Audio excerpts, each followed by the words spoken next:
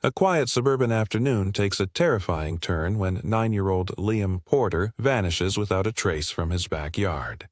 As panic spreads and a desperate search begins, suspicion quickly falls on the quiet black neighbor with a criminal past. Accusations fly, the media swarms, and an innocent man's life begins to unravel, all while the real danger lurks in the shadows, unnoticed. But what really happened to Liam? Who took him, and why? This true-to-life thriller dives deep into fear, prejudice, and the devastating cost of being wrong.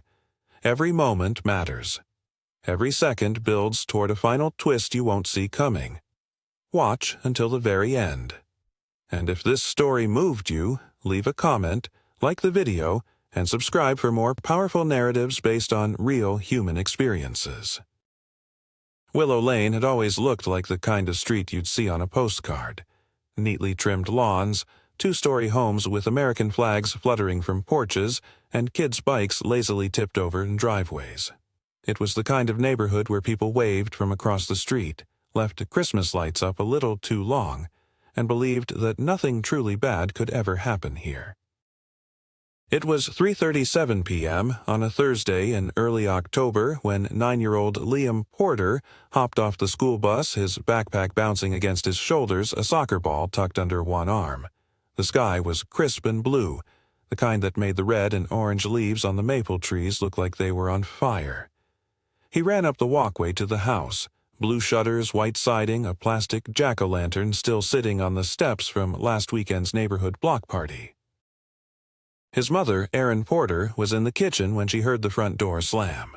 The smell of garlic and onions filled the air as she stirred a pot on the stove, absently humming along to an old Fleetwood Mac song playing low on the radio.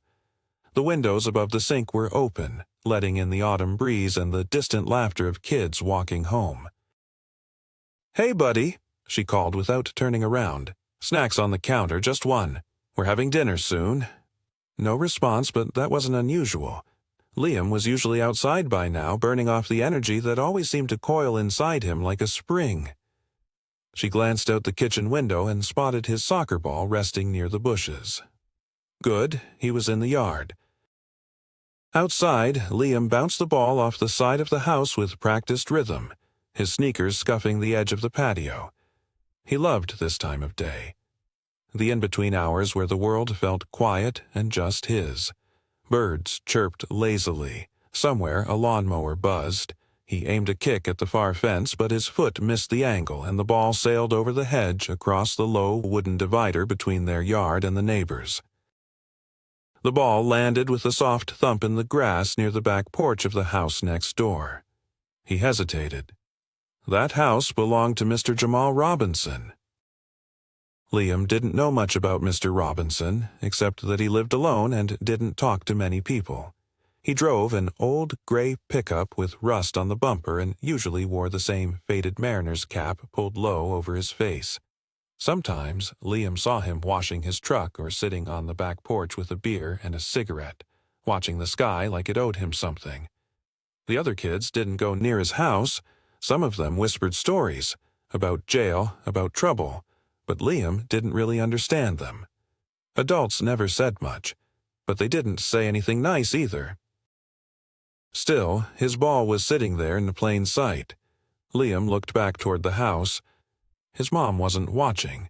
He climbed up onto the fence, one foot on the bottom rail, the other steadying him as he leaned over.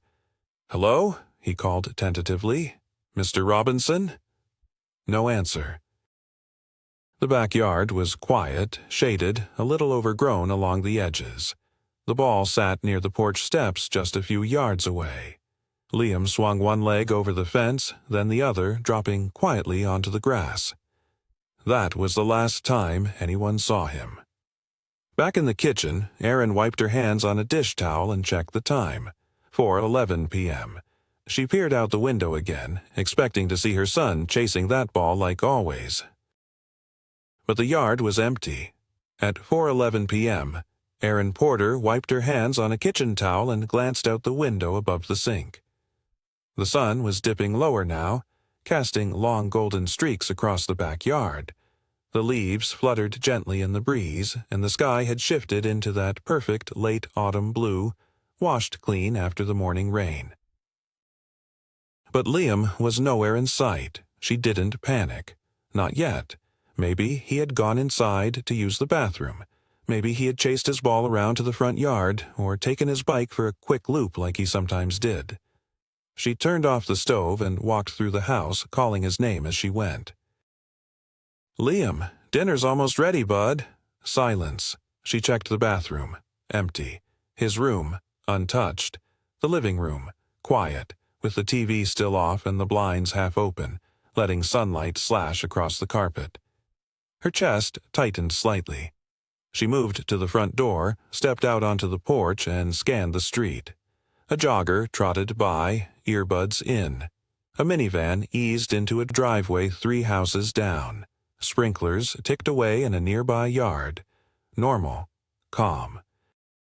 Still no Liam. She walked briskly around to the backyard again, her voice louder now. "Liam." Her tone had shifted, no longer casual. She moved towards the fence at the back of the yard and noticed something odd. His soccer ball, the one he'd always been so protective of, was gone. She tried to remember. Had she heard him come back into the house? No. Had the screen door creaked open? No. She circled the house again, peering behind bushes, checking under the deck. Then she grabbed her phone, suddenly aware of how fast her heart was beating.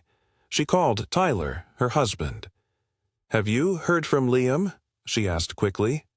There was a pause on the other end. "No. Why?" I can't find him. He was outside playing with his ball. I looked away for 10 minutes, less, and now he's gone." There was silence. Then Tyler's voice, sharp and immediate. "Call the police. Now." She hung up and did exactly that. The dispatcher was calm, methodical. Erin's voice cracked as she gave Liam's description. 9 years old, light brown hair, green hoodie, gray jeans, red sneakers. She hadn't seen anyone take him.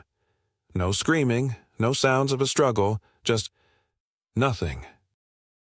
The woman on the line asked, "Has he ever run away before?" "No," Erin said, nearly shouting. "He wouldn't. He's 9. "Okay, ma'am. Officers are on their way. Stay on the line with me." Within 7 minutes, the first patrol car pulled up in front of the house. A second followed 2 minutes later. The officers moved quickly, calmly, spreading out, checking the yard, taking statements. One officer, a younger man with sandy hair and a clipboard, started logging timelines, asking questions Erin couldn't believe she was answering.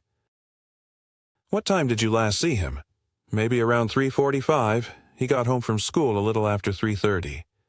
"Was anyone else home?" "No, just me. Tyler's out of town. Work trip." "Was he upset? Acting unusual today?" "No," she whispered. "He was happy. He had a good day at school. He told me about a joke he heard on the bus." Her voice broke. By 5 p.m., more squad cars had arrived. Officers went door to door. Drones were launched to sweep the nearby woods and creek. A K-9 unit was requested. Helicopters wouldn't come until morning. They needed daylight for the infrared systems. Erin clutched her phone like a lifeline, staring at the gate at the back of the yard, which now swung gently in the breeze. She hadn't noticed it was unlatched.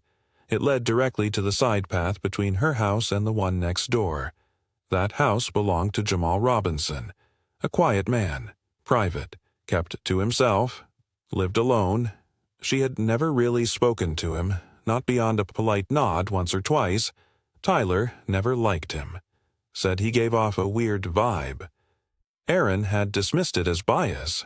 But now she remembered something. At the last block barbecue, she had overheard someone, maybe Claire from across the street, whispering to another mom. "You know he did time, right? Years ago, stole a car or something. Who knows what else?" Back then, Erin had rolled her eyes and walked away from the gossip. But tonight, standing alone in the backyard with no sign of her son and a growing fear clawing up her throat, she wasn't rolling her eyes anymore. "Ma'am," said the officer, "we're going to expand the search to the neighboring yards. Is it okay if we step into your neighbor's property?" She nodded without thinking. "Do you know his name?" Aaron's voice was hoarse. "Jamal. Jamal Robinson. He lives alone." The officer gave a subtle signal to his partner, who peeled off toward the gate. Moments later, Aaron heard the knock on the door next door. Firm, professional, deliberate. And her stomach dropped as she realized something chilling. What if Liam never left this block? What if he hadn't wandered off at all? What if he had knocked on the wrong door to retrieve his ball and never came back? She leaned against the fence, trying to breathe. Somewhere inside her, a voice she didn't want to hear whispered, "You looked away for 10 minutes. 10 minutes. And your son is gone." Officer Kenley knocked again, louder this time.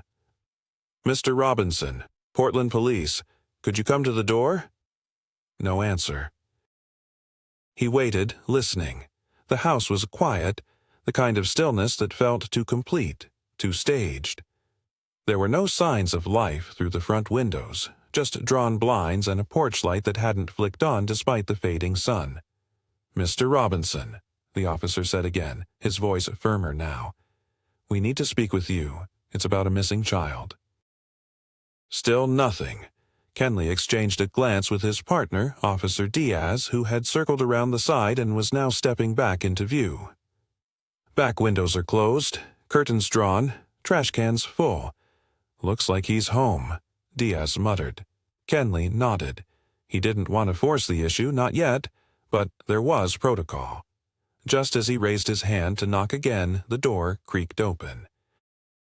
Jamal Robinson stood in the doorway, eyes heavy with confusion, wearing a threadbare flannel shirt and gray sweatpants. No shoes, no expression. "What's going on?" he asked flatly. "Sorry to disturb you, sir," Kenley said carefully. "There's a child missing. 9-year-old boy. Lives next door. He was last seen playing in his yard about an hour ago." Jamal blinked. "Liam?" "Yes. You know him?" "Not really. Just seen him around. He kicks the ball over sometimes." The officer studied him for a beat. Jamal's voice was low, even. No visible signs of distress or alarm. But something in his posture, stiff, defensive, caught Kenley's attention. "Do you mind if we ask you a few questions?" Jamal sighed and stepped back. "Sure." Inside, the house was dark and spare. No TV on, no music, just the faint scent of cigarette smoke and something like engine grease. The furniture was old, mismatched. A coffee mug sat on the counter. The blinds were drawn tight. On the walls, nothing, no pictures, no family photos, not even a clock. "Where were you between 3:30 and 4:30? Kenley asked. "Here," Jamal said, "watching a game. Seahawks rerun." "Anyone with you?" "No?" Kenley nodded. "You didn't hear or see Liam this afternoon?" Jamal shrugged. "Not today, but that kid's always bouncing around. Maybe he came to the fence. I didn't hear anything, had the TV up." Diaz looked around slowly. "You live alone?" "Yeah, for the last 8 years. Kenley made a note. "Mind if we look around? Just the yard, for now."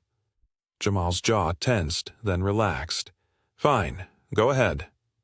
Outside, the officers moved methodically. They checked the garage, locked but empty. They peered under the deck, behind the shed, through the narrow side alley between the houses. Nothing. But they did notice something. Fresh footprints near the back gate. Small ones like a child's, and a scuffed patch of grass near Jamal's porch. Not conclusive, not proof, but enough to keep the tension high. Diaz radioed for the K-9 unit to redirect to the Robinson property. By 6 p.m., the whole block buzzed with suspicion. Neighbors stood on porches, whispering. Phones rang. Parents kept their children inside. Social media lit up with rumors. Registered ex-con on Willow Lane. Cops all over that guy's yard.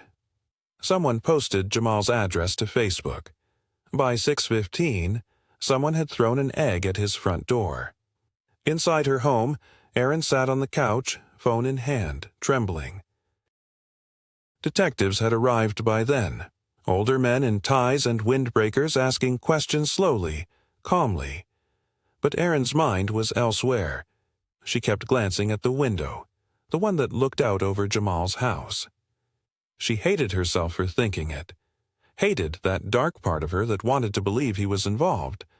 Because if it wasn't him, then where was her son? If Liam had simply wandered off, they'd have found him by now. Someone would have seen him, but no one had.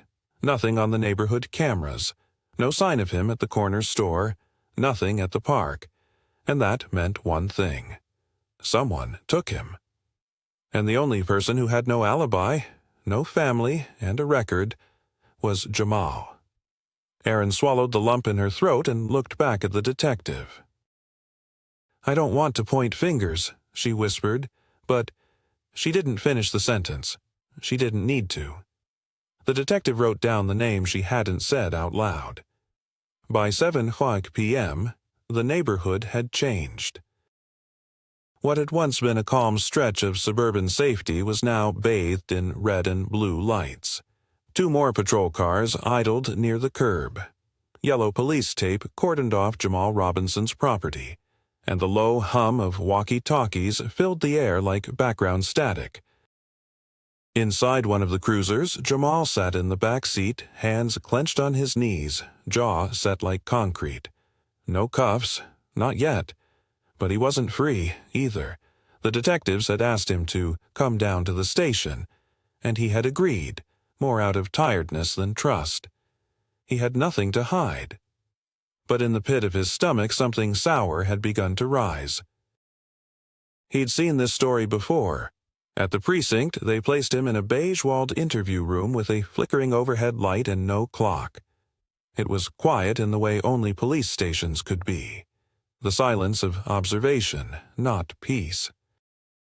Detective Mallory entered first. Late 50s. Tall salt-and-pepper hair, pressed shirt sleeves rolled just enough to show he meant business.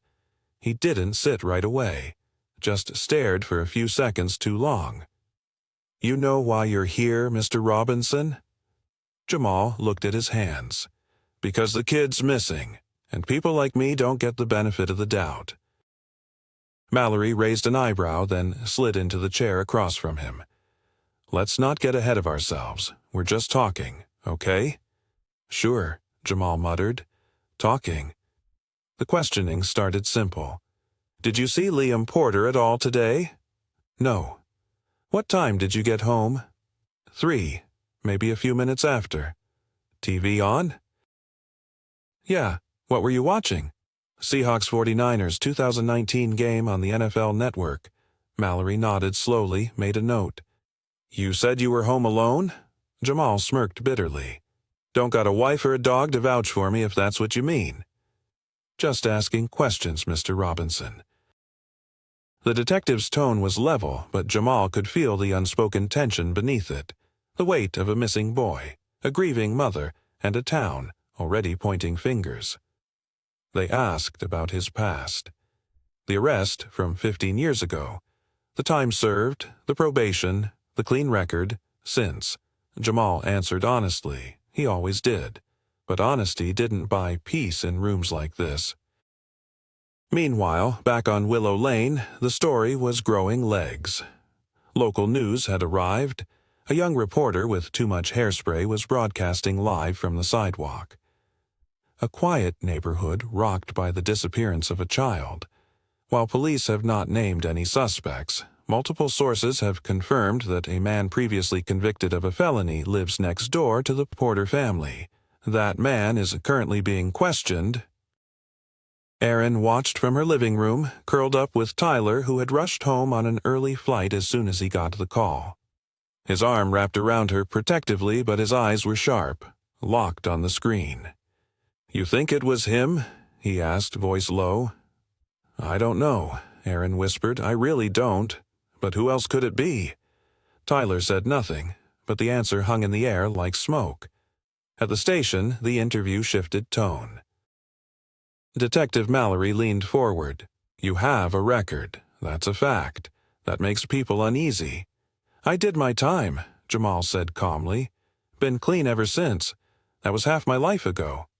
"I believe you," Mallory replied, "but let me tell you what I don't believe." He pulled out a printed photo, a still from a neighbor's doorbell camera, time-stamped 3:42 p.m. It showed Liam, barely visible, holding a soccer ball near the back gate, looking toward Jamal's house. "He was right outside your yard." Jamal stared at the photo. Something about it hit him in the chest, like a punch he hadn't seen coming. "I didn't see him." Mallory studied his face. "You sure about that?" "Yes," Jamal said. "And even if I had—" "What, I'm supposed to drag a kid inside in broad daylight with 3 houses facing mine? Come on, man." The detective didn't smile. After 2 hours of questioning, they let him go. No arrest, no charges. But when Jamal stepped outside the precinct, there were reporters waiting. Microphones, cameras, flashes. "Mr. Robinson, do you have anything to say about the missing boy? Is it true the police searched your home? Do you deny any involvement in Liam Porter's disappearance?" He didn't answer. He just kept walking. When he got back home, there were more eggs. Someone had broken a window. Someone else had left a note on his door. Monsters don't belong in neighborhoods. Jamal didn't bother calling the cops. He just sat on the front steps, watching the dark sky roll in, wondering how fast a man's life could be destroyed when all it took was the right kind of fear, and the wrong kind of face. By morning, Willow Lane no longer felt like home. The air, once filled with the sounds of leaf blowers, kids laughing, and distant lawnmowers, now carried a strange silence, dense, heavy, and charged. No children rode their bikes before school. No one lingered on porches with coffee. Curtains were drawn tighter than usual. Eyes peeked through slits. Whispers replaced greetings. Jamal Robinson's house had become a focal point, an object of suspicion wrapped in a veneer of civility. Across the street, a woman who'd once smiled politely at him now hurried her child into their SUV without a glance. The neighbor who occasionally borrowed his rake suddenly couldn't find time to return it. Even Mr. Phelps, the war veteran who had shared a barbecue with Jamal 2 summers ago, avoided his eyes at the mailbox. And online, it was worse. A local Facebook group, Willow Families Together, had exploded overnight with speculation, fury, and fear. A user named Concerned Mama 87 posted a grainy screenshot of Jamal being questioned at the precinct with the caption, "Why is this man still in our neighborhood? He was the last one to see Liam. Wake up, people." Within hours, the comments ballooned. "Why did he move here in the first place? He's got a record. It's public info. Look it up. If the cops won't do anything, maybe we should." Someone shared a post with Jamal's full name, address, and a map pin. The post wasn't taken down. Meanwhile, the search for Liam had expanded. Portland PD brought in tracking dogs, volunteers, drones, and off-duty officers working overtime. The wooded areas behind the neighborhood were combed for the 3rd time. Helicopters buzzed overhead. A command center was set up 2 blocks away with folding tables, heat maps, and grim-faced coordinators staring into laptops. Posters with Liam's face blanketed light poles, fences, and school hallways. Missing. Liam Porter, 9 years old. Last seen Thursday, October 12th, 4:00 p.m., near Willow Lane. If you have any information, call 503-555-1284. His photo, big green eyes, messy brown hair, toothy grin, was impossible to escape. On TV, on Facebook, on the evening news, his mother's voice trembled as she begged viewers, "If someone has him, please just let him come home." At home, Jamal didn't turn on the TV. He sat in his living room, blinds closed, with a cup of black coffee that had long gone cold. The walls seemed to shrink each hour. He could still hear the echo of the detective's voice in his head. He was right outside your yard. Was it possible Liam had been there and he'd simply missed it? Had the sound of the game, the hum of the heater, the weight of his own routine blinded him to something happening just yards away? The not knowing began to claw at him. That evening he heard it, a slow, methodical thud against the side of his house. Then another. He stepped onto the porch. 3 teenagers stood across the street, half hidden behind the bushes. One held a baseball bat. Another grinned as he picked up a rock. "Go back to prison, freak!" one shouted. A rock whistled through the air and cracked against the window near his front door, spidering the glass. Jamal didn't yell. He didn't chase. He just went back inside, picked up the rock, and sat down.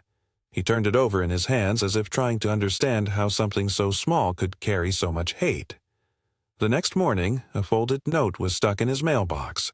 Written in block letters, "Leave now, or next time it's fire." Jamal sat with that note in his lap for a long time. Not angry, not scared, just tired. The house he had bought with the hope of starting over had become a prison with no walls. At the police command center, Detective Mallory stared at the board filled with timelines and photos. He hated dead air, hated silence. And this case was too quiet. No ransom, no leads, no credible sightings, no evidence beyond proximity. Too clean, too simple. His gut told him something wasn't right, and that maybe, just maybe, the entire neighborhood was looking in the wrong direction. 3 days after Liam's disappearance, the town was near breaking. Grief had curdled into tension. The search efforts, once powered by hope, now felt more like obligation. Residents pinning flyers with hollow urgency, volunteers scanning the same trails they'd walked twice already. Still, no trace of the boy. No backpack, no shoe, no clothing, no screams. Just nothing. And then something changed. On Sunday morning, a 911 call came in from a jogger near the old quarry trail, a few miles south of Willow Lane. "I think I found something. A kid's shoe. Red. Looks like the ones from the flyers." Within 20 minutes, the entire area was sealed off. Crime scene tape flapped in the wind. Officers with gloves and flashlights fanned out along the narrow wooded path, which twisted behind a fenced utility area and dead-ended into a muddy ravine. The shoe was there, small, scuffed, red, laces frayed. It looked like it had been outside for a few days at most. Detective Mallory crouched beside it, squinting. "Could be his," he said, motioning to an officer. "Bag it, but gently." Next to the shoe were a few broken branches, bent in a way that hinted at movement, like someone had pushed through in a hurry. A candy wrapper lay nearby, half buried in leaves. At last, something tangible. The media pounced. Breaking. Police find possible evidence in search for Liam Porter. Trail of clues may lead to break in missing boy case. The headline spread like wildfire. The pressure doubled on Mallory's team. Now they were expected to deliver, expected to follow the trail and bring answers. Dozens of officers combed the surrounding woods. Cadaver dogs sniffed through thorny underbrush. Drones hovered overhead, mapping the dense terrain. But as the hours wore on, the promising lead frayed. There were no footprints, no blood, no scent trail. The shoe, it was Liam's size, but a generic brand, sold at dozens of stores. No name inside, no DNA yet. The wrapper? A common candy bar. No fingerprints, no traceable purchase. It could have belonged to any kid, anywhere. Still, the porters were called in to examine the shoe. Erin stared at it through a plastic evidence bag, heart hammering. I don't know," she whispered. "It looks like his, but—" Her voice cracked. "Liam had 3 pairs of red sneakers. I can't be sure." Tyler clenched his fists. "We bought those at Target. Half the kids in school wear them." The detective nodded. "We'll test it, but it's not enough. Not yet." The discovery had an unexpected consequence. It reignited suspicion on Jamal Robinson. If the trail leads south, a commentator on a local podcast speculated, it raises a new question. How did Liam get there? Did he walk, or was he taken? And if he was taken, wouldn't the nearest adult male neighbor with a criminal record be worth looking at again? By that night, protesters gathered outside Jamal's home. They weren't neighbors anymore. They were strangers, men and women with printed signs, some with bullhorns, shouting accusations through the crisp fall air. "Justice for Liam. Children over criminals. Get him out." Jamal didn't answer the door. He didn't open the blinds. He just sat on the floor, back against the wall, phone in hand, staring at the screen. No missed calls, no texts, just articles, headlines, his name, his photo, his life, again, reduced to suspicion. The next morning, his attorney called. "You need to leave, Jamal. Today, before someone burns your house down." "I didn't do anything," Jamal replied. "I know. But right now, no one cares." There was a pause. The lawyer lowered his voice. "They're not looking for truth. They're looking for someone to punish." At the precinct, Mallory stared at the timeline for the 5th time that day. The shoe didn't fit, literally or figuratively. The timing didn't make sense. The location was too far from where Liam was last seen. There was no camera footage, no credible witness between the Porter home and the quarry trail. And something else bothered him. The flyers, the posts, the whispers, the mob outside Jamal's house. They were reacting like someone had confessed. But there had never been a confession. No evidence, no admission, not even a motive. Mallory turned to his partner and said quietly, "You ever feel like we're walking the wrong trail?" His partner blinked. "What do you mean?" He pointed to the board. "What if this whole time we've been chasing the convenient answer instead of the correct one?" Detective Mallory didn't sleep that night. He lay on his worn leather couch with crime scene photos spread across his coffee table, empty takeout containers stacked like paperweight towers. The TV played softly in the background, muted news headlines scrolling beneath the anchor's lips like a whisper. "Community fears deepen in missing boy case." But Mallory's mind was elsewhere. The quarry trail, the shoe, the wrapper. It didn't add up. A 9-year-old doesn't just vanish without a sound. A kid that age doesn't sneak off for miles undetected, and a predator doesn't leave zero trace, unless the entire framework of the case was flawed. The next morning, Mallory walked into the precinct with a large cup of black coffee and a stubborn look on his face. He didn't sit at his desk. He went straight to the tech lab. "Pull all footage from the Willow Lane area," he said to the tech on duty. "Not just the street cams. I want every doorbell camera we've collected, from noon to 6 p.m. on the day of the disappearance." The tech looked up. "That's going to take time." "I've got time," Mallory said. "Start with homes on the southern side of the block. Any angle toward the Porter house or the alley between the yards." He pulled a chair up beside the tech and watched. At 10:34 a.m., something flickered on the screen. A doorbell cam from a house 2 doors down from the Porters. Wide angle. It showed the alley between the Porter home and the back of Jamal Robinson's property. Most of the time it was just wind and shadows, but then, at 3:47 p.m., Liam's small figure came into frame. He was holding his soccer ball. He bounced it once, walked to the gate, and called out, "Mr. Robinson?" Mallory leaned in. Liam waited. 10 seconds. 15. Then he turned, not toward Jamal's house, but toward the side path that ran between fences leading away from the street and out toward a small opening behind the neighborhood. Mallory rewound it, played it again, and again. There was no abduction. No hand pulling him in. No car waiting. Liam simply walked away. Of his own will. But why? "Who has cameras facing the back fence?" Mallory asked aloud. The tech pulled up a neighborhood diagram. "Only 2 properties have back coverage. One's got a busted system, but the other, here," he pointed, "the Millers. They've got a 180-degree floodlight cam that catches part of the old access road behind the houses. Pull it." The footage was grainy, but it showed enough. At 3:49 p.m., Liam walked along the dirt service road that looped behind the neighborhood toward the greenbelt. Alone. Purposeful. At 3:52 p.m., a white van, no company logos, passed in the opposite direction. Slowed, then sped up again. Mallory's heart skipped. He paused the screen, zoomed in.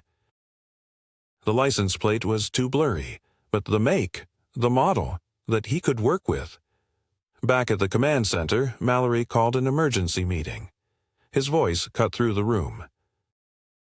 New footage confirms that Liam walked away from his house under his own power. No struggle, no known contact with Mr. Robinson at that time. We've got a vehicle of interest. A white panel van spotted in the area at 3:52 p.m., moving against pedestrian flow near the back road. Silence. Then murmurs. Finally, his partner, Detective Ruiz, asked what everyone else was thinking. "So, what do we do about Jamal Robinson?" Mallory didn't blink. "We clear him. Today. Publicly." The police department issued a statement later that afternoon. "At this time, Mr. Jamal Robinson is no longer considered a person of interest in the case of Liam Porter's disappearance. We have uncovered new evidence that shifts the investigation in a different direction."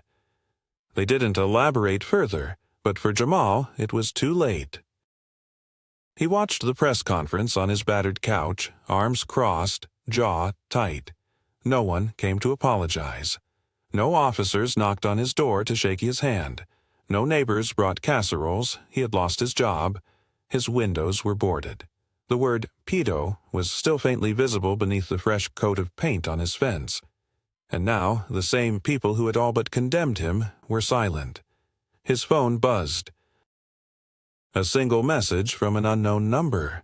"They said you didn't do it. Doesn't change what you are." He deleted it. Outside, a car slowed as it passed his house, then sped up again. But something inside Jamal shifted that night. He had been dragged through the mud for a crime he didn't commit.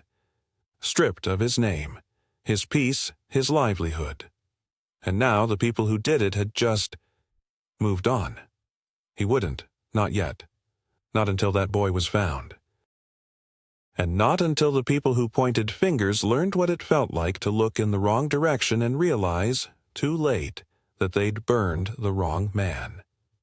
Detective Mallory didn't believe in coincidences. Not after 3 decades on the job. People lied, alibis cracked, time blurred, but physical movement never lied. A van seen trailing the same path a missing child took? That wasn't nothing. He sat at his desk well past sunset, sleeves rolled, tie loosened, coffee lukewarm. The van. That was the next piece.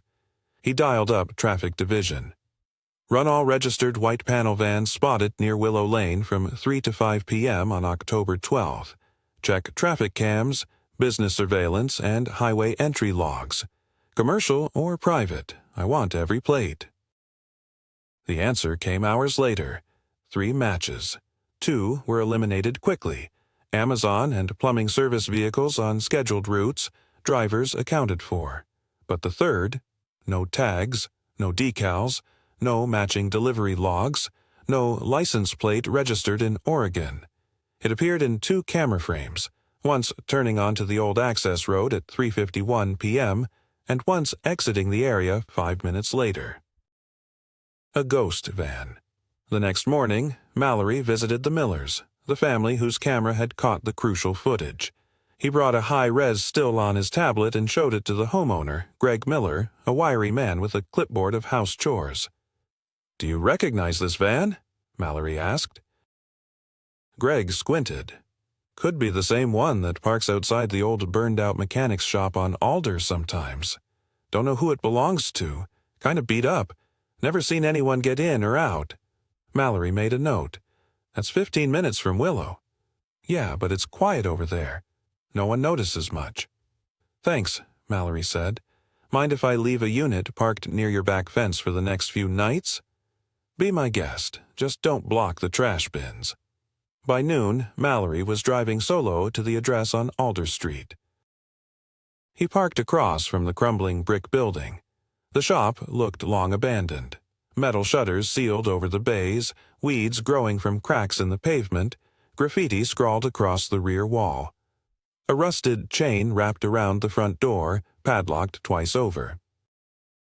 But parked under the one working streetlight, there it was, white panel van, no markings, no plates, dusty windshield, mud-caked tires. Mallory approached slowly, eyes scanning. No movement, no footprints in the dirt, no sign of a tenant or activity. He circled the van, noticed a dent in the back corner panel. Scratches along the side. The driver's window was cracked open 2 inches. He peered in. The interior was mostly empty. No packages, no shelving. But wedged behind the front seats in the dark was a folded blanket and what looked like a small red backpack. Mallory radioed dispatch. "Possible lead on suspect vehicle. Abandoned mechanics shop on Alder. Request backup and a forensics team. Do not approach without gloves." He stood back, heart suddenly pounding. He wasn't sure what was more unnerving, the presence of a child-sized backpack in a van with no plates, or the possibility that whoever owned this vehicle had used it and left it, knowing full well the city was watching. Had they gotten spooked? Were they still watching now? Back on Willow Lane, news of Jamal's clearance hadn't stopped the gossip, but some neighbors had started to go quiet.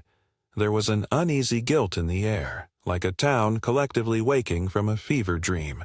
They'd lashed out, assumed, judged. Now they were left with no suspect and no sense of safety. Erin Porter sat at her dining table staring at a framed school photo of Liam. The hollow feeling in her chest had been replaced with something sharper, something that felt like shame. Tyler stood near the window, arms crossed, watching a reporter down the street pack up her camera. "They let him go," he said finally. Erin nodded slowly. "He didn't do it." "No." Silence stretched between them. "Then where is Liam?" he asked, voice cracking. "I don't know," she whispered, "but if it wasn't Jamal, then it could be anyone." The horror of that truth settled like a weight across their shoulders. At the precinct, forensics confirmed the backpack belonged to Liam Porter. His initials, LP, were inked inside. A folder with school worksheets was inside, some of them half-finished, his handwriting uneven but unmistakable. But there was no blood, no prints, no hair, nothing that gave them more than what they already had. Proof Liam had been inside the van, not where he was now, not who had taken him. Mallory leaned over the file with clenched fists. The van was a start, but the man who drove it was still out there, and the clock was ticking. By the time the sun rose over Portland, the abandoned van had been towed to the police impound lot under escort. Forensic techs descended on it like bees, photographing every inch, vacuuming fibers, lifting partial smudges from the dashboard and gear shift. But it was like chasing smoke. Nothing solid, no fingerprints, no DNA, no receipts, no traceable tools. Whoever had driven that van knew exactly what they were doing. But they missed one thing, and that's all Mallory needed. At 10:07 a.m., an evidence technician approached the detective, holding a transparent evidence bag. Inside was a plastic name badge, cracked, scratched, dirty, but still legible. Stuart P., Mid-Willamette Cable and Internet Temporary Contractor. Mallory's eyes locked onto the laminated rectangle. "Where did you find this?" "Under the driver's seat, wedged between the metal rail and floor mat. guessing it fell and slid out of reach. Is it real? Could be. Could also be fake. Badge format looks outdated. Mallory nodded slowly, thoughts already in motion. Run the company, see if the name's real. I want any records of a Stuart P. contracted out in the past year. The tech walked off and Mallory turned back toward the evidence wall. He stared at Liam's photo. The green eyes, the unbrushed hair, that nervous little smile he had the day school pictures were taken. Now there was finally a sliver of a trail, and Mallory had no intention of letting it go cold. Across town, Jamal Robinson packed a duffel bag, not because he was running, but because staying had become impossible. The paint on his front door had been peeled off in thick, angry chunks. Someone had dumped a dead raccoon on his porch overnight. The landlord, after politely offering a few months' rent back, strongly encouraged him to find other accommodations for safety. He didn't argue. He just folded clothes, rolled them tight, and placed them in the bag. There was no anger left in him, not even bitterness, just fatigue. As he zipped the bag shut, his eyes landed on a folded paper still stuck under a magnet on his fridge.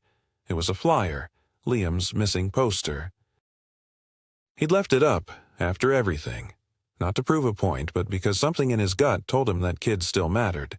That whatever hell he'd just been through paled in comparison to whatever that boy might be enduring now. He pulled the flyer down and placed it in the front pocket of his bag. By noon, Mallory had a hit. Stuart Pritchard, age 42. Former subcontractor for Mid-Willamette Cable. Hired briefly 6 months ago for residential installations.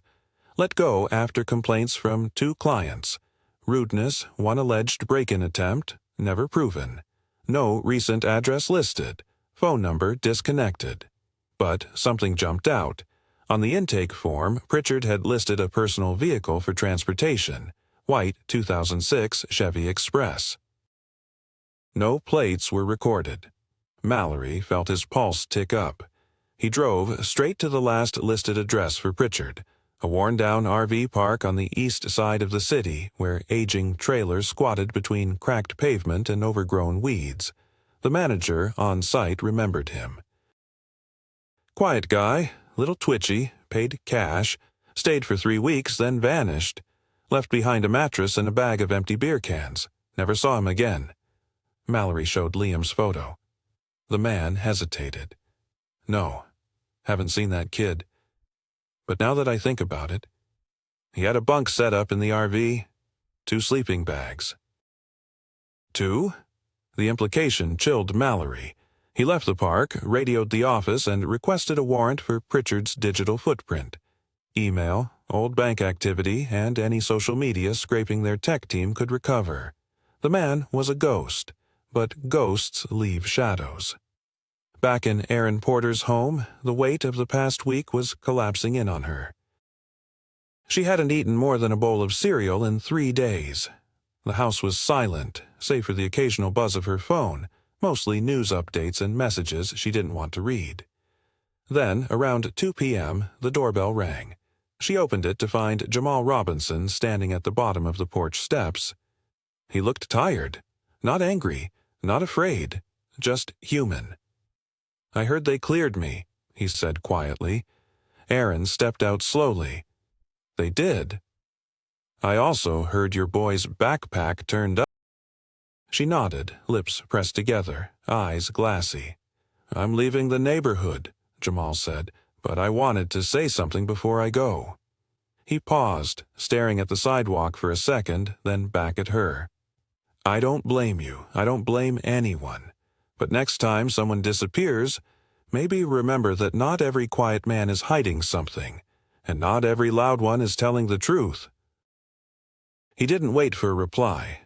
He walked away without raising his voice, without asking for forgiveness, without rage, just a man carrying a bag and something heavier than luggage.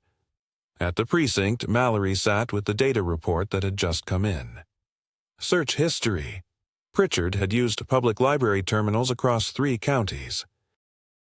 Keywords included DIY soundproof wall panels, how to keep kids calm during travel, changing VIN numbers on vans, fake school IDs, and one, dated just 5 days ago, made Mallory's blood freeze. How long can a child survive locked in a basement without sunlight? The search for Liam Porter had shifted from confusion to suspicion. Now it was war. Detective Mallory stood at the center of the precinct's operations room, a whiteboard behind him filled with timelines, maps, and a photo of Stuart Pritchard enlarged and tacked dead center, his eyes hollow and sunken, beard patchy. A man who had managed to fall off every grid except one, the one that now pointed directly to a missing boy. "Here's what we know," Mallory began, his voice carrying through the room. "Pritchard used to work for a cable subcontractor, never passed full clearance. He vanished 6 months ago, likely living under the radar. Cash jobs, no bank activity. We found the van. He ditched it when the heat started rising. But the backpack? That's not a mistake. That's either sloppiness or—" He paused. "Or a warning." The room was silent. "We believe he still has the boy. Alive." Murmurs rippled across the team. Some nodded, others just clenched fists. "We need to treat this like we're up against a clock." The next 24 hours were relentless. The FBI officially joined the case. Missing persons brought in national databases. A profile was built. Pritchard's history, known aliases, possible hideouts. Surveillance footage from rest stops, gas stations, and bus depots in a 100-mile radius was pulled and reviewed. Hundreds of tips poured in, most of them dead ends. Then a hit. At a dusty roadside store off Route 38, 2 hours southeast of Portland, a clerk recognized Pritchard's photo. "Yeah," the man said. "He came in a few days ago. Bought canned chili, flashlight batteries, one of those crank radios, paid in cash, had a kid with him." Mallory's heart jumped. "What kind of kid?" "Couldn't see much. Stayed in the van, pale, quiet, face pressed to the window. Gave me the creeps." "Did he say where he was going?" "Nope. But he asked if the dirt road behind the store was still passable up into the forest trails. Told him the ranger station up there closed years ago." Mallory stared at the map. That road didn't lead to a town. It led to wilderness, old ranger cabins, derelict campsites, the kind of place a man could vanish into. The operation shifted to field mode. Drones were deployed. Rangers were brought in to guide officers through the narrow trails. They brought dogs, radios, thermal cameras. As night fell, the search began in earnest. 4 teams combing the tree line near the trail's end. Mallory was with the lead unit, pushing through brambles and fallen pine, mud splashing up his boots. At 10:47 p.m., one of the drones picked up something, a heat signature. Faint, small, stationary. Mallory's radio crackled. Possible shelter, north slope, wooden structure, minimal activity. He moved fast, signaling the others. 15 minutes later, they stood at the edge of a rotting A-frame shack tucked beneath a rocky ledge, barely visible under branches and shadows. No lights, no noise. Mallory crept closer, hand on his weapon. A rusted chain was wrapped loosely around the front door handle. He signaled. 1, 2, 3. An officer broke the chain with bolt cutters. They burst inside. The smell hit them first, musty, damp, mixed with body odor and stale food. A single lantern lit the interior. Old tools lined the walls, a cot in the corner, and in the far end, a boy, sitting on a threadbare blanket. Thin, pale, hands bound with duct tape, his eyes widened in terror. "Liam," Mallory said softly, stepping forward. "My name's Jack. You're safe now. We're here to take you home." The boy didn't speak. He nodded once, and began to cry. Pritchard wasn't there. They found a back door, unlatched, tracks leading into the woods. Fresh footprints, fast and uneven. The man had heard them, slipped out seconds before entry. But he left everything behind, including his victim. Mallory turned to his team. "Get him in the chopper. Now, notify the parents. Medical first, then we go dark on press until Liam's safe." Officers swarmed around the boy, wrapping him in blankets, radioing in medics, one of them gently cutting the tape from his wrists. The mission wasn't over. But the nightmare? It had finally cracked open. Across town at 3:18 a.m., Erin Porter's phone rang. She bolted upright, Tyler still asleep beside her. Hands trembling, she answered. "Mrs. Porter, this is Detective Mallory." Silence. Then, "We found him." Her knees gave out. The phone slipped from her hand. Tyler jolted awake, caught her as she sobbed into his chest. "He's alive," he whispered. She nodded, words lost beneath waves of relief and disbelief. "He's alive." The whir of the helicopter echoed through the early dawn sky as it touched down behind St. Vincent's Children's Hospital, its rotors chopping the silence of a city just beginning to wake. Inside, Liam Porter sat motionless beneath a gray emergency blanket, flanked by 2 paramedics and a trauma specialist. His face was pale, thinner than photos showed, lips cracked, eyes sunken. But he was conscious, awake, breathing. And he was alive. Detective Mallory waited on the helipad as the crew opened the doors. For the first time in nearly 2 weeks, his shoulders relaxed, just slightly. He stepped back as they wheeled Liam toward the emergency wing, doctors already issuing orders, nurses rattling off vitals. The boy clutched something in his lap, a laminated school photo of himself, creased and smeared, the kind handed out in little wallet-sized bundles at every public elementary in America. He hadn't spoken a word yet, but he hadn't let go of that photo either. An hour later, Erin and Tyler Porter stood outside the hospital room, staring through the glass. He was there. Not a photo, not a memory, not a theory on a whiteboard. Their son. After 13 days of fear, of endless questions and no answers, he was here. Erin's knees shook as she stepped into the room. Her breath caught when Liam looked up. There was a long moment, one heart-shattering second, where he didn't react. Just stared at her like she was part of a dream he didn't trust yet. Then, quietly, shakily, he whispered, "Mom?" Her sob cracked open the stillness. She dropped to her knees beside the bed and buried her face in his hands, kissing his knuckles, weeping, saying his name over and over like it was a prayer. Tyler followed a step behind, resting a trembling hand on Liam's back. The boy flinched, just slightly, and Tyler pulled his hand back, understanding. It would take time. He had been gone less than 2 weeks, but what he'd endured had changed something. The doctor said he was dehydrated, malnourished, sleep-deprived, but no signs of physical abuse, no scars, no fractures, no visible wounds. But trauma wasn't always on the skin. He was kept inside a cabin, the psychologist explained gently, with very little light, no social interaction, and total dependence on his abductor for food and safety. He was isolated, confused, and probably threatened in subtle, emotional ways. "Can we take him home?"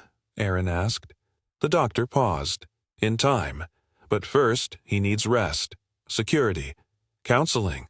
We'll guide you through every step. But he's been through a version of hell. You need to go slow." The news broke by noon.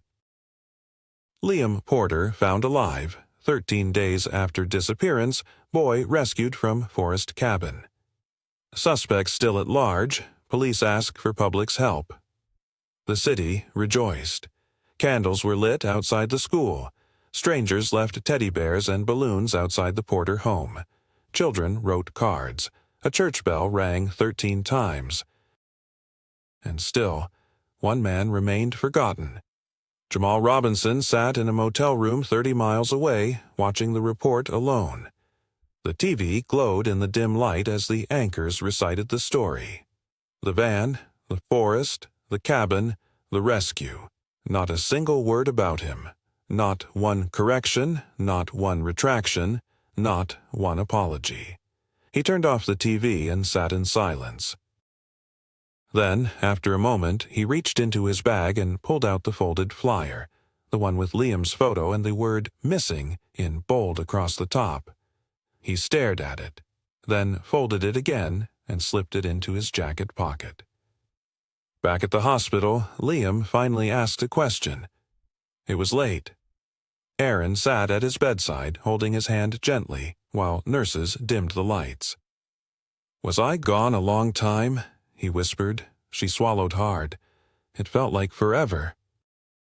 He looked at her uncertain. "Was I bad? Is that why he picked me?" "No," she said, tears returning. "No, baby. You were never bad. He was. And it wasn't your fault." Liam stared at the ceiling, blinking slowly.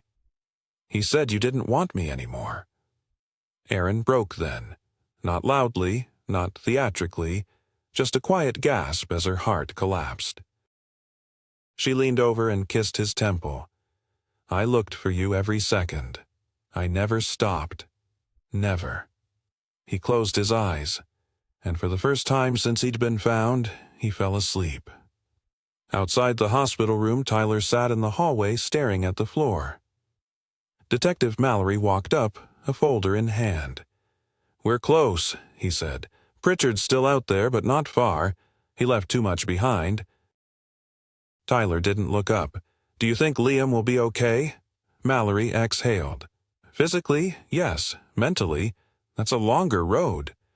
"I should have been there," Tyler whispered. "If I hadn't gone on that trip—" Mallory cut him off. "Don't do that to yourself. It's not on you. It's on the man who took him.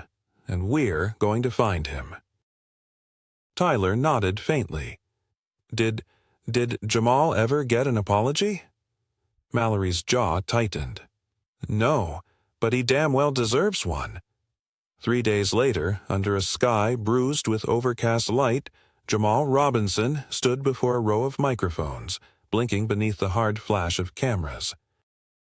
He hadn't asked for this. The apology, the press conference, the crowd. It had been arranged by a civil rights attorney who took interest in his case after the news broke wide, after national commentators started questioning how a man could be smeared, harassed, and publicly crucified without ever being charged. The Portland Police Department had agreed, reluctantly, to go on record. Detective Mallory stood nearby, arms crossed, silent, his expression unreadable. The deputy chief took the mic first, cleared his throat. "Mr. Robinson was wrongly suspected in the disappearance of Liam Porter. We now know that suspicion was unfounded. In fact, it was a product of incomplete information and unfortunate assumptions. We deeply regret the distress caused to Mr. Robinson, and we are committed to ensuring this never happens again." It was the kind of statement written by lawyers, polished, bloodless, safe. Then it was Jamal's turn. He didn't read from paper, didn't bring notes, just stepped to the mic and let silence settle for a long, uncomfortable moment. "I lost my job," he said quietly. "My home, my peace." Click, click, click. The cameras never stopped. People I'd lived next to for 3 years suddenly decided I was a monster, based on nothing but the way I look, where I've been, and the fact that I kept to myself. He looked up, directly into the cameras now. "This isn't just about me. It's about how fast we decide who's guilty, when the only thing that matters is finding someone to blame." His voice didn't tremble, but it cut. "While the real criminal drove away in broad daylight. I was sitting in an interrogation room for a crime I didn't commit." He paused. Then, "Don't just apologize to me.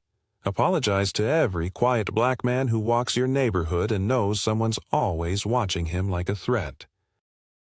He stepped back, didn't take questions, didn't smile, just walked off the stage. And the world, for once, listened. At home, Erin watched the full broadcast from the hospital's family lounge. She didn't blink, didn't speak. When it was over, she stood, walked down the hall, and found Mallory in the waiting area reviewing case files. "I want to see him," she said. Mallory looked up. "Jamal?" She nodded. "Are you sure?" "I am." 2 days later, she met Jamal at a small cafe near the courthouse. No press, no attorneys, no police. Just 2 people and a quiet table by the window. "I didn't know how to start this," she admitted. "Nothing I say will make up for what you went through." Jamal sipped his coffee, said nothing. "I told myself I was scared, that I was protecting my son. But deep down, I think I just wanted a simple answer. And you were the easiest one." Still, no response. "I'm sorry," she whispered. "I really am." After a moment, Jamal set his cup down. "I know," he said, "but your son, he didn't deserve what happened to him. And I didn't either." Erin's eyes watered. "I just hope someday he understands that he learns not to do what I did, to look deeper." Jamal offered the smallest nod. "That'd be a good start." Meanwhile, the manhunt continued. Stuart Pritchard's name and face were now national. He was placed on the FBI's most wanted list. Border alerts were issued. Hundreds of tips poured in, but none were solid. It was like he'd evaporated. But Mallory knew better. People like Pritchard didn't disappear. They circled, they hid, they clung to the darkness, and sooner or later, they slipped. The detective stood in his office, staring at the board. Every step, every misstep, every flicker of evidence. He traced it again. He picked up a pen and wrote one word in red. Obsession. Because Pritchard hadn't taken Liam for ransom. He hadn't taken him for revenge. He'd taken him because something inside him was broken, something he needed to feed.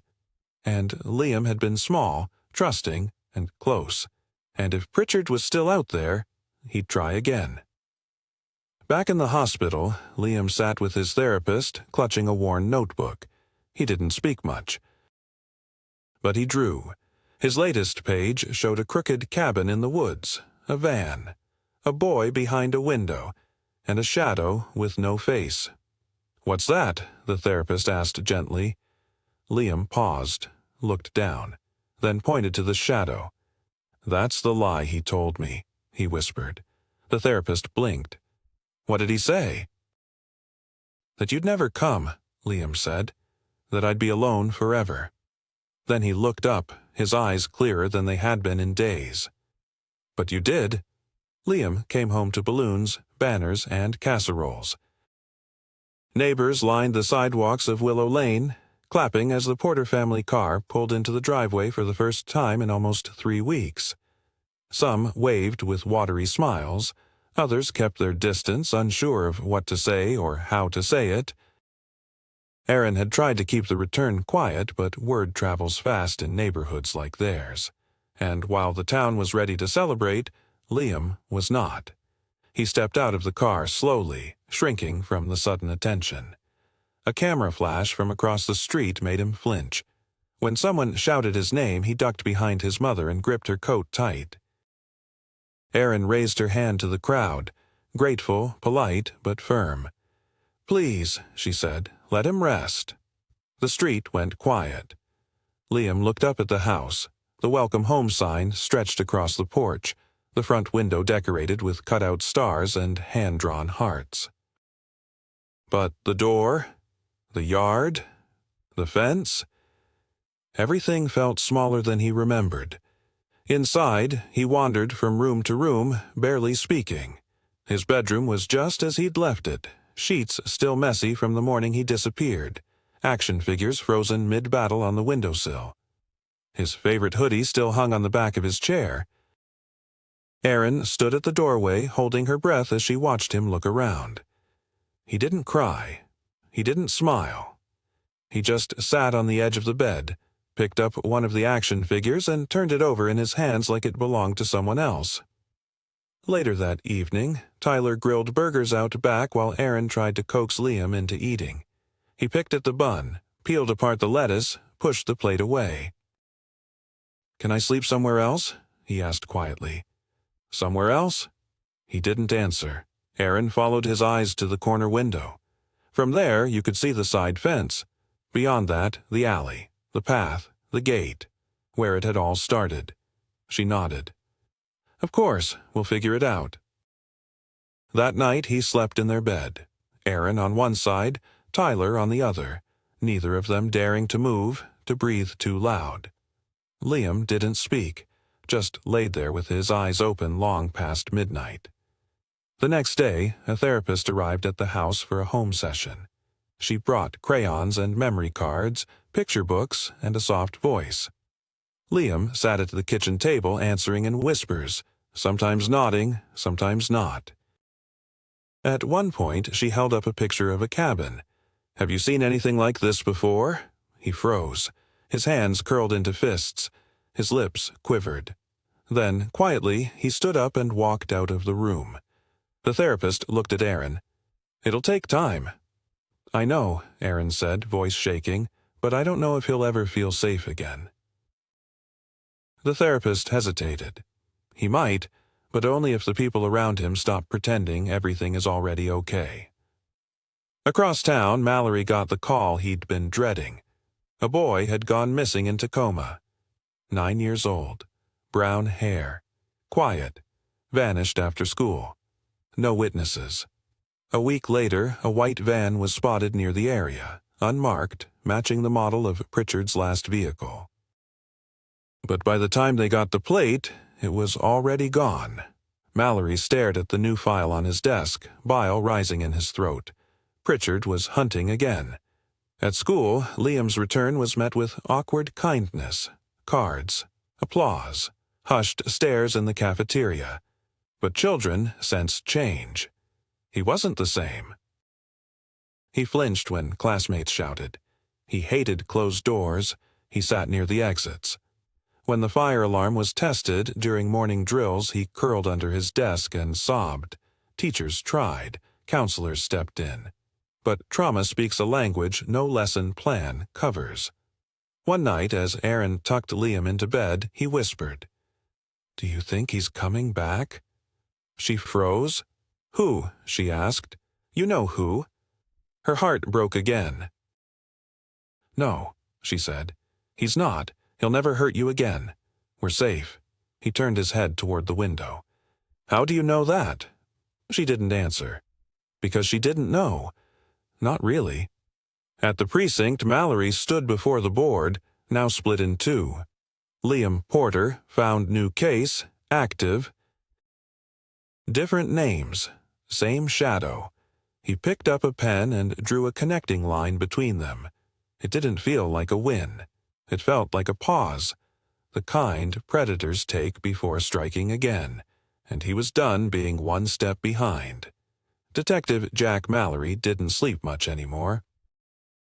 He spent most nights alone at the precinct or pacing his dimly lit apartment, sipping bad coffee and staring at maps.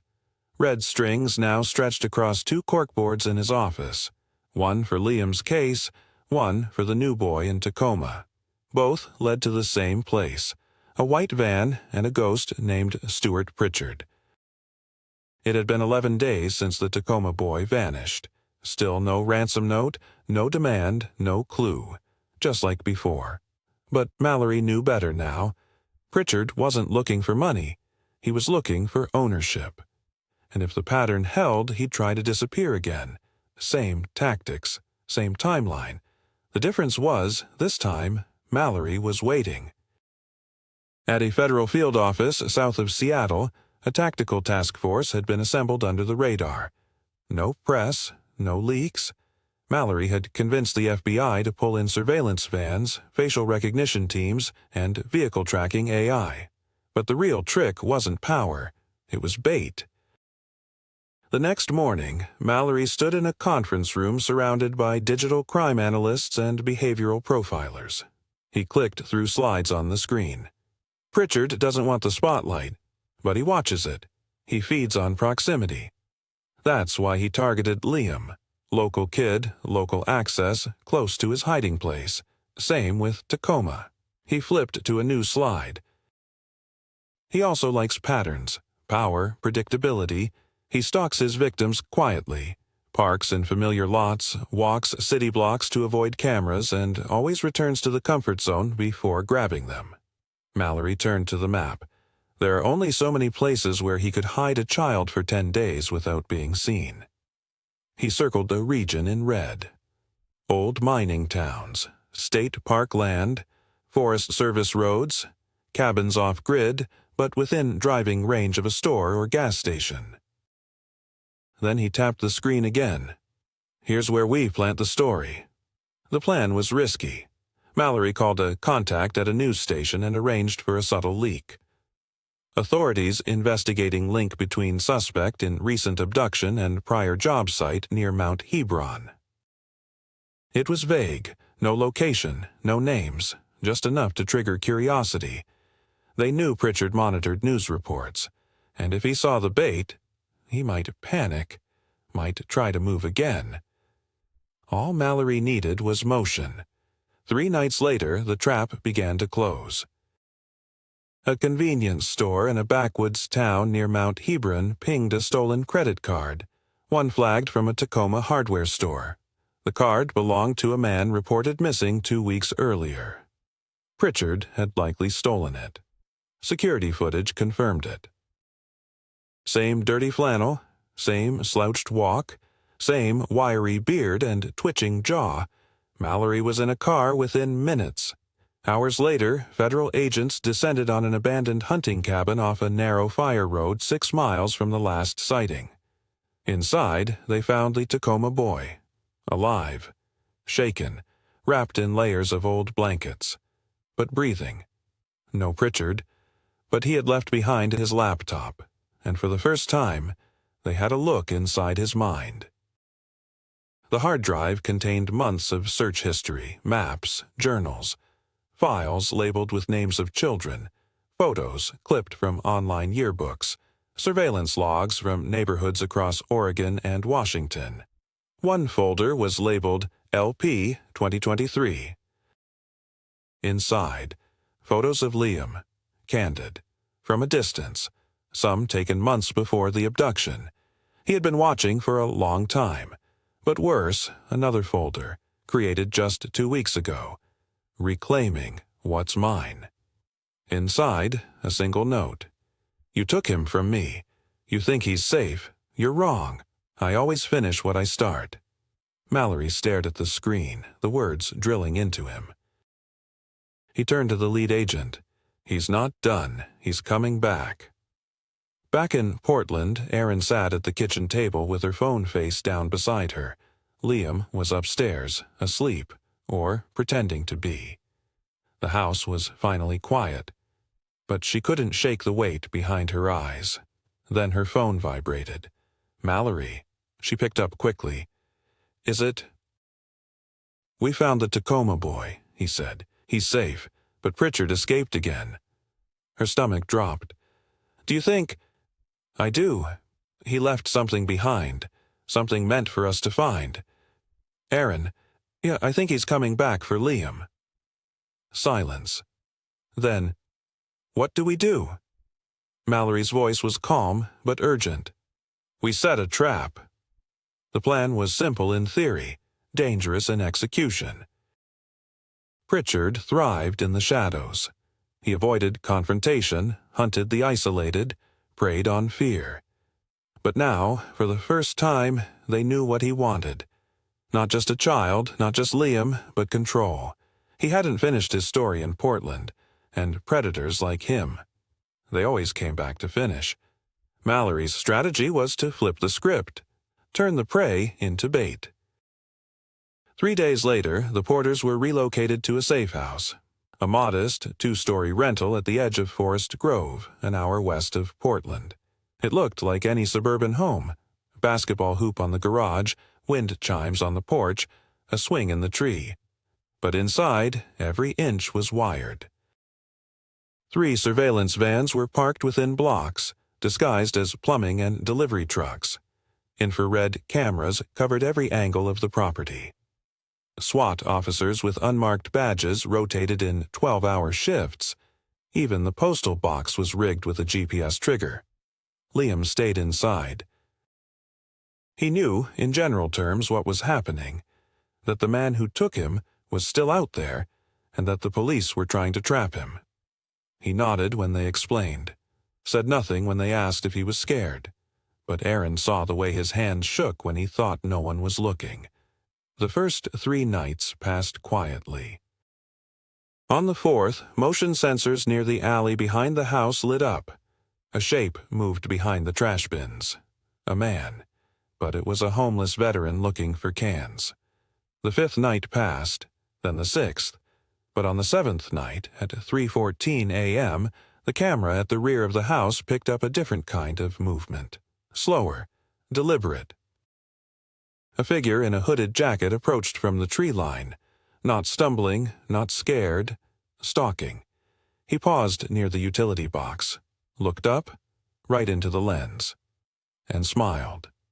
Mallory jolted awake inside the ops van as the alert hit the monitors. "That's him," said the tech. "Visual match confirmed. It's Pritchard." The detective grabbed his radio. "All teams, eyes on. Suspect is on the west side perimeter. No lights, no sound. We want him alive." In the house, a silent alert vibrated on Erin's burner phone. She eased out of bed and slipped into the hallway, heart pounding. Tyler met her at the landing. They didn't speak. They didn't need to. Upstairs, Liam sat upright in bed, already awake. He felt it somehow, like the moment you realize you're being watched in a dark room. Pritchard moved like a man with a purpose. He didn't rush. He circled the property once, careful not to trigger glass brake sensors. His gloves were tight. His hood was low. He had a pry tool tucked in his jacket. And under his breath, he was murmuring to himself. Something about finishing what's mine and undoing the lie. At 3:19 a.m., he reached the back door. He crouched, pulled out the tool, began picking the lock. Inside, a red indicator flashed silently in the ops van. Mallory raised his hand. "Wait for breach. Wait." The lock gave. Pritchard opened the door slowly, just enough to slip inside, and that's when Mallory gave the signal. "Go." The house exploded with movement. Floodlights flipped on, doors slammed open. A dozen agents in tactical gear swarmed from every angle. The yard, the alley, the nearby van. Pritchard froze, eyes wide, then turned to bolt, but he didn't make it 2 steps. A SWAT officer tackled him to the ground with bone-cracking force. The man screamed, high, shrill, not in pain but in outrage. "They lied to me. He's mine. You don't understand it. I saved him." The shouting didn't last long. A boot pressed his face into the dirt. Handcuffs snapped tight. His ranting became garbled, distant, insane. Mallory stepped forward as officers pulled the man to his feet. "You're done," the detective said flatly. Pritchard grinned through a bloody lip. "You'll see," he spat. "You can't keep them from me. I always come back." Inside the house, Aaron sat in the hallway, holding Liam tight against her chest.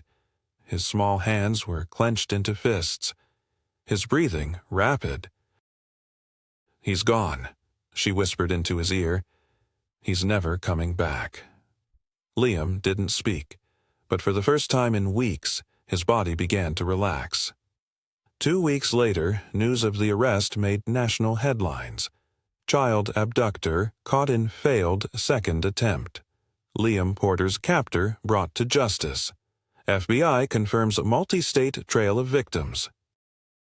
The relief across the community was palpable, but the Porters didn't attend the press conferences. They didn't give interviews. They simply stayed home, trying to put together what had been broken. Healing isn't loud, it's slow, quiet. like a boy walking barefoot through his backyard again for the first time. On a cloudy Saturday morning, a letter arrived at Jamal Robinson's new address, a quiet duplex in a different city, far away from Willow Lane. It was handwritten, neat. Inside, a folded piece of notebook paper. Dear Mr. Robinson, my name is Liam. I know people were mean to you because of me. I didn't understand before, but now I do. Thank you for not being angry. I hope you're okay. I remember your dog was nice. From Liam P. Jamal stared at the letter for a long time, then folded it gently and placed it in the top drawer of his desk beside a flyer that once said missing. The word was no longer true. Not for Liam, not for him, not anymore. End.